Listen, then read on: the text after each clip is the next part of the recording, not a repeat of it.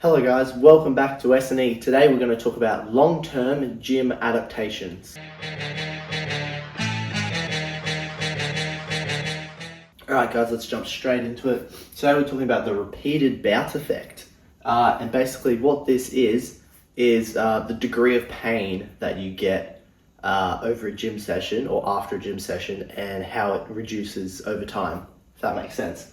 So this isn't going to take long to explain, but initially we've got in green here the first time we ever train legs, for example. We might do a heavy eccentric session, which is when you're going to experience the most muscle damage. So we might get this pain rating of very high, like close to 10 out of 10, 2 to 3 days after, maybe even 1 day after. Then we recover a week, 2 weeks later, we do it again, and we're back down to here. So now we're only getting like a 4 or 5 out of 10 pain after 2 days, and it doesn't go as high, nor does it go as long. So that's one really simple long-term gym adaptation that our body gets, and it's very fascinating. Okay guys, now we're going to talk about fiber hypertrophy itself. So as you can see right here, this is what's actually going to occur to the fiber under resistance training. So it might start off at a given size, and then as you train it's going to grow bigger. Maybe not to the extent there, because that's pretty big of a change. And then down here I've got in question mark, because this is actually an adaptation that we don't quite know if it happens or not. So this is fiber hypertrophy here. But then after this, we've got this process called hyperplasia, which is when the big fiber splits into two smaller fibers, and then those two smaller fibers would grow again, obviously under resistance training. So yeah, like I said, we actually don't know whether or not that happens. We haven't seen any evidence of it within humans, but we have seen evidence of it in a few animal studies where they've taken some biopsy samples from animals. So we don't know, and I just thought I'd put that out there so that way it's clear. And then up here we've got a simple graph as well to showcase that training is going to be different for everyone. You could give 100 people the exact same, most scientifically accurate program, and there's still going to be people who don't respond, and people who respond, and people who massively respond to it. So basically, up on this axis here, we've got the percentage of people who did respond. So obviously the higher up the bar here, the more people responded.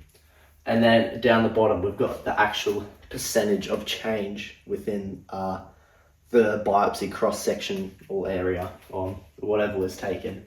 So down here, we've got like a 5% change after heavy resistance training. So we can see that there's a small percentage of people, but there's still going to be people who don't respond to programs. And that can be genetic based. We don't really know, but there are people who don't respond to programs. And then the most common is right here in the middle, probably maybe about 15 to 25% change, increase in size.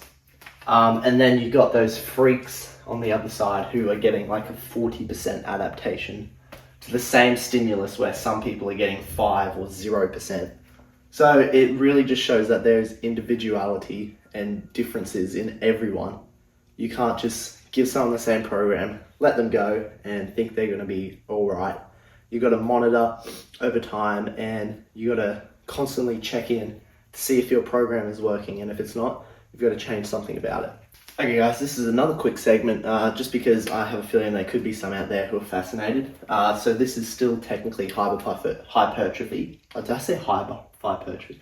Fiber hypertrophy. And basically what I'm showing here is the different types of fibers we can get, and in order from what's going to grow the most and what's going to grow the least from resistance training. So type 2B is going to grow the most, type 2A is going to grow the second most, and type 1 is going to grow the least from resistance training. And then from resistance training, type 2B fibers are actually going to turn into type 2A. Not all of them, of course, but some are going to convert over, because when we do resistance training, even though these type 2Bs are growing the most, we're seeing a massive increase in the type 2A fibers and a slight decrease in 2B. So we know that some of those type 2Bs are converting to 2A. And you might think that's a negative thing because the type 2Bs grow faster, but it might not be, because we know that type 2A fibers are kind of in between the 2B and the 1. So that means they might actually be better off or better equipped for resistance training as they have a slightly longer endurance compared to the 2B. And they still pack quite a punch because obviously they're still a type 2 fiber. So that's a positive, and that's a good way of thinking about it, unless you really are sad about losing those type 2Bs. Yeah, rest in peace, type 2Bs. Okay guys, get excited for this drawing here, because this is actually mind-blowing. In my opinion, one of the coolest things that happens to our body once we have a consistent bout of resistance training. Alright, so let's start with this little weird thing up here. So within muscle fibers we have myonuclei, right? And then within those myonuclei we have spare cells, and those are called satellite cells.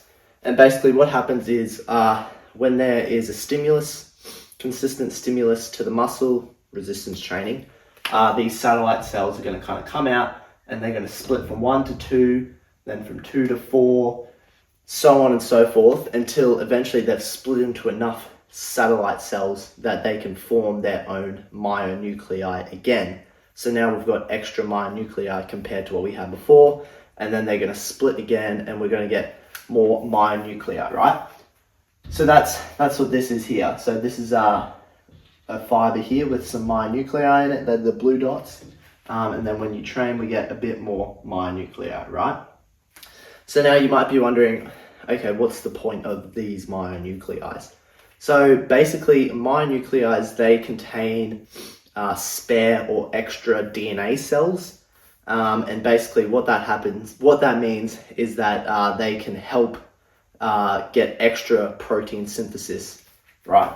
So that basically means so you start here, small fiber with small amounts of myonuclei. You do a bit of training, you get maybe a little bit of an increase in your fiber size, you get a bit more myonuclei, you keep staying a bit consistent, and then you get over here to hypertrophy, where you have a big fat fiber, and now you've got lots of myonuclei in it. Now let's say for some reason you sustain an injury, or you just decide to stop training. Eventually you're going to come back down to pretty much the same fiber size as when you started. However, you keep your myonuclei, which contain, as I said, the spare or extra DNA cells required to increase protein synthesis. So when you retrain, it's actually a lot quicker to get back to your previous muscle size compared to this first route, because you've got to go through this process. Whereas once you've already done that process and you detrain, you go back to your small fibers, it's much easier to get back to your normal hypertrophy state. So yeah, I think that is very fascinating. Okay guys, there's 2 adaptations here that I'm going to go through pretty quickly as well. This first one up here is going to refer to the pennation angle of the muscles. So we have a given pennation angle as like someone who's never trained before, right? But as we start resistance training, what's going to happen is that pennation angle is going to increase. So this green thing here is the fiber. So is that there? So as you can see, this angle is going to increase. And the reason for that is because the muscle fibers are going to get thicker. Plus also we're going to gain more sarcomeres in parallel as well. So that means this angle is going to be forced to keep growing longer and longer. And what's actually interesting about this is that as the pennation angle increases, it actually becomes, in regards to the ability for the fibers to generate force, becomes more disadvantageous as they increase. So actually each fiber is transmitting a little bit less force as the pennation angle increases. However, the amount of strength we gain from pushing that out, for example, the addition of the extra sarcomeres, plus the extra force the fibre can gain itself by getting bigger, that extra strength gain is much more substantial than the amount that we lose. So it is good that the pronation angle increases, even though we lose a bit of force from it. And the next thing I'm going to talk about is a bit of tendon adaptation. I probably should have made the tendon video before this. I'm still going to do that eventually one day. So I'm going to go over this without trying to confuse people. But if it doesn't make sense, I'm going to make a tendon video anyway. So this lovely graph that you can see here is the force length curve, which I have gone over in a previous video. If you're interested, you can watch that. But basically this just showcases that there's an optimal length for the sarcomere to be in to generate the most force. So it's usually right in the middle where it's not too long or not too short. Now what happens is, for these muscles living up on the ascending limb of the curve, which means that the longer they get, the stronger they are. Whereas there's some muscles that live just past this line, which means they need to get a little bit shorter. They need to contract a little bit to generate their optimal force, because at resting or anatomical length, they're longer than their optimum length. So what I'm talking about here is the tendons, right? So this green part is the tendon, and the other part of the lightsaber that I've drawn is the muscle. So when we resistance train, our tendons become stiffer, not compliant. Compliant means they're easier to stretch. Stiffer means they actively resist that stretch a lot more. So why is this good? Well, this arrow here is going to be the compliant tendon. So basically, this would be it at relaxed here. But then as the muscle shortens, it's going to pull on the tendon. The tendon's going to stretch a lot more. And then since the tendon's stretched a lot more, the muscle itself has gone from here at its optimum length, and it's fallen down to here. So it's actually a lot weaker than this stiff tendon here, which, as you can see, only stretches a little bit because it's actively trying really hard to try and resist that stretch. And then it's going to go from here to here. So it's going to stay in a pretty optimum length. Plus, also, stiffer tendon has other properties which are much better. For example, it can retain energy a lot more when it's stretched, but that's for the tendon video. This is just gym adaptations to the tendon. So this is good. Our tendons become stiffer. Good. Okay guys, this is going to be the last 2 points I talk about because I want to keep this video pretty short. I haven't really left out much anyway. So when we first start going to the gym, you may notice that the first maybe 8 weeks you're getting massive improvements in strength, but then you plateau off kind of. And this is explained by these neural adaptations, because these neural adaptations are actually one of the first adaptations to kick in, and they primarily dominate the first 8 weeks of your gym gains. So what are they? Well, basically, your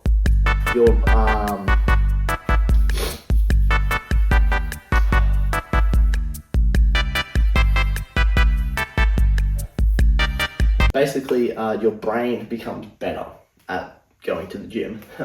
So before training, there have been tests in some muscles. You can't actually fully activate your muscles until after you start resistance training. One of those is the quadriceps. So after a few gym training sessions, your max voluntary force increases. So you can literally fully, maximally stimulate that muscle. Whereas previously, before you go to the gym, you can't even do that. We get an increase in motor unit firing rates. So that means we can lift heavier weights quicker as well. The brain becomes a lot more efficient as well at delivering those signals back and forward to the muscles. We get a decrease in antagonistic activity, which would be torque in the opposite direction that you're trying to lift. So for example, in a leg extension, you would have the quads pushing out, and then you might have a bit of hamstring activity actually trying to resist that movement and even slightly going in the opposite direction, which the quads would have to overcome. So we get decrease of that antagonistic activity. And we also get an increase in coordination.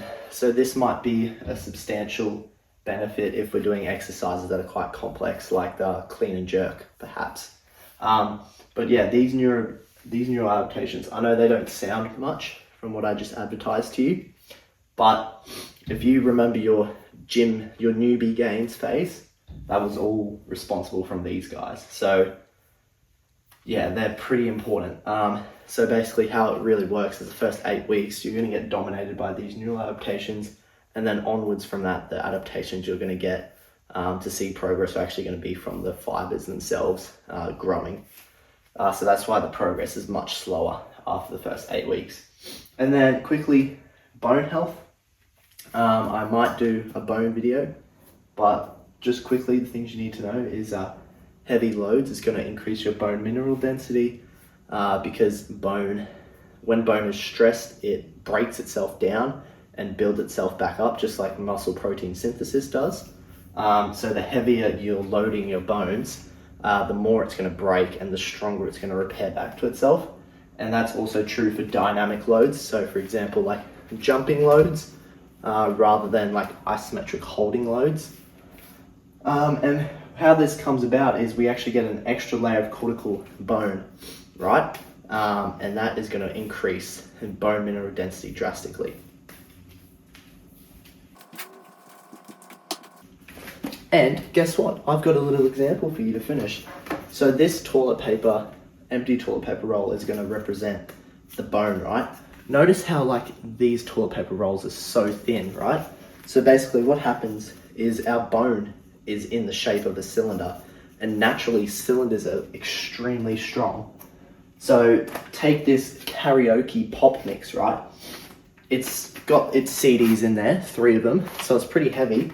You chuck that on top, look at it go.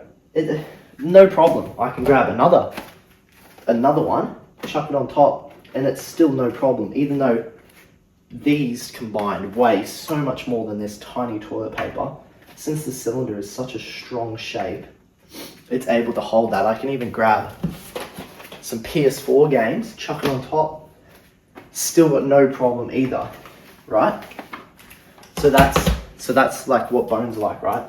But the thing as well is that even the slightest increase in diameter is going to increase that strength even more. So basically what I'm saying is getting an extra cortical layer, even if it's like so thin, that's still going to increase the amount of weight that bone can handle by a massive amount. So there you go, first practical example. I hope you guys enjoyed it. And thank you for watching the video. I've pretty much included everything. I've skipped over, I guess, perhaps some few cardiovascular adaptations. And that's because, to be honest, there's hardly anything with resistance training. The only real difference is that there is a bit of thickness in the left ventricle. And even that is pretty inconsistent within the literature. Same with blood pressure. Some studies have found a slight decrease in blood pressure. But that is also inconsistent. Same with triglycerides have been shown to decrease, but other lipoproteins have been shown not statistically significant. So I kind of just skipped over the whole cardiovascular adaptations because we don't really know for certainty, and pretty much all of them are like very minimal to nothing changing. So I skipped over that. Anyway, hope you guys enjoyed. Stay tuned for the next one, and thank you so much.